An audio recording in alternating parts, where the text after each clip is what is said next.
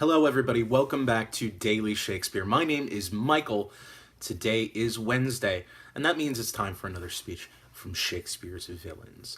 I wanted to take a look at one today, continuing sort of the vague theme for the week from a villain that we haven't heard from on the show yet.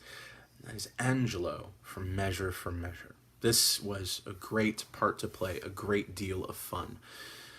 Angelo has been installed as the new duke, as the old duke wishes to travel in secret to see what people in his city think of him. As soon as Angelo is installed, he begins to enforce several laws that had been forgotten under the old duke. Chief, one about fornication. And when one man gets another woman pregnant outside the bonds of wedlock, he sentences them both to death. First the man, and then the woman after she gives birth. The man's sister Isabel comes to him to plead for her brother's life. Isabel is a novice at the convent. And what transpires is Angelo finding himself driven by the same lust that he judges others. Let's take a listen.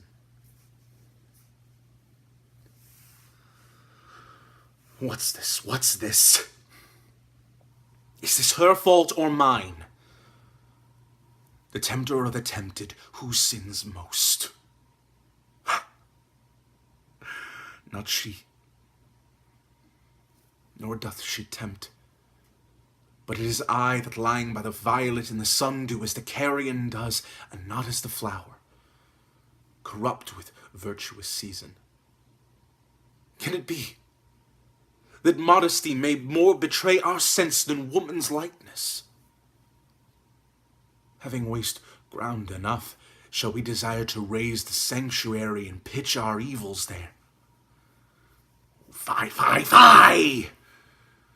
What dost thou? What art thou, Angelo?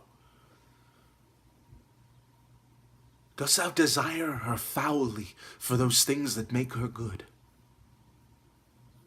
Let her brother live. Thieves for their robbery have authority when judges steal themselves. What do I love her, that I desire to hear her speak again and feast upon her eyes? What is't I dream on? Oh, cunning enemy, that to catch a saint with saints do bait the hook. Most dangerous is that temptation that doth goad us on to sin in loving virtue. Never could the strumpet, with all her double vigor, art, and nature, once stir my temper, but this virtuous maid subdues me quite. Even now, when men were fond, I looked on and wondered, how? So as you see, Angelo is struggling that seeing someone virtuous makes him wish to be unvirtuous with her. And later on in the play, he is unvirtuous with her and does not intend to release her brother in exchange as he had planned. We're going to be coming back to Angelo probably fairly soon. I'm really excited to dig back into a character that I have been able to play on stage and who has such a long arc throughout the play and changes so much within it that he goes from being